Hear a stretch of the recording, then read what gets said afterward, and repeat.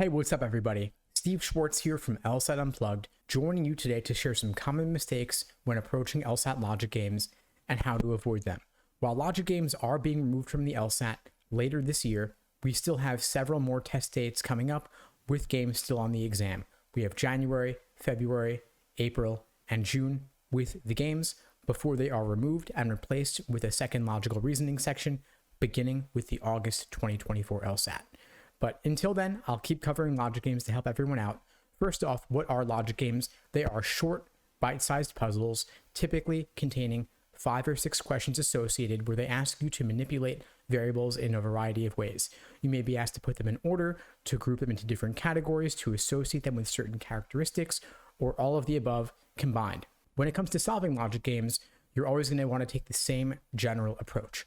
You read the scenario, you diagram the rules, you look to make connections between the rules, and then of course, you solve the questions.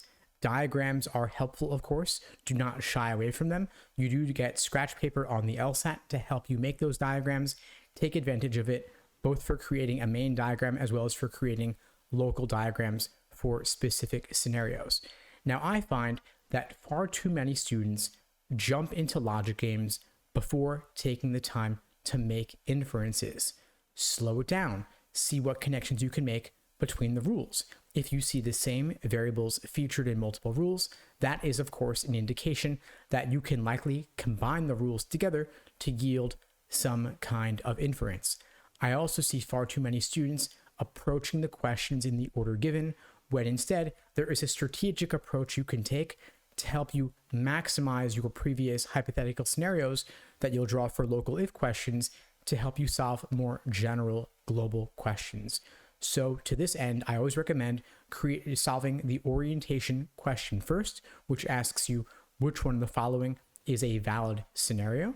Your correct answer there is an example, of course, of a valid scenario that can help you demonstrate later what could be true for a different question, or even potentially help you solve a must be true question.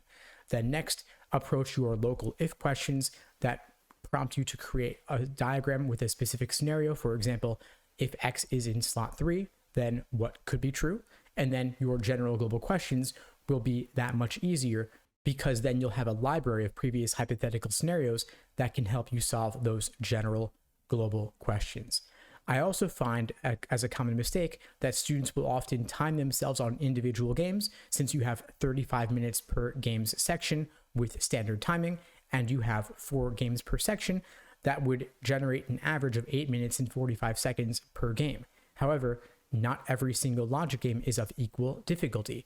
Some are easier, some are harder. And so you might get through an easy game in 5 to 6 minutes. Yes, that actually is possible when you get good enough at games, and that will free up an extra couple of minutes to apply to a tougher game that truly needs it, like the famous CDs game from Prep Test 31, Game 2, featured in Legally Blonde as an example of a crazy hard game, which it is, of course. It still is solvable, but it would be reasonable to spend 10, 11, even 12 minutes on a game like that. So don't time individual games, just time yourself in the context of a full 35-minute section. Now, not all games are of equal frequency. Ordering and grouping, for example, are far more common than games that have you draw a circle diagram, or pattern games, or other weird curveball games that rarely come up. So if you are not yet mastering the ordering and grouping games, there is no reason to devote extra attention to circle games or pattern games that rarely come up. Of course, you want logic games perfection. I want that for you. You want that for you. The students who score 170 or above on the LSAT typically score perfect on games, maybe -1. Then they're losing 2 to 3 points on each of the other sections. So you do want games perfection. To that end, you will end up covering circle, pattern, and the others as well, but focus on the most common game types first, like ordering and grouping. You can drill these game types. There are big lists of them, categorizations, on my website, as well as inside the LSAT Unplugged course, where we have the full video walkthroughs for those as well. You can check out the links below this video to find out more about the LSAT Unplugged membership and to book a call with me and my team. We'd love to help you out. But whatever you do, do not try to do games entirely in your head. Logic games are designed to push past the limits of your short-term working memory. Trying to do it all in your head is a recipe for making careless mistakes. Definitely not worth it. You have scratch paper available, use it, and it doesn't have to take that long to diagram once you get good at diagramming. Now, there are nearly 400 logic games released in the actual official LSAT prep tests in the nearly 100 numbered exams, 4 games per exam. You can do all of them and drill them to achieve games perfection, and I do recommend that.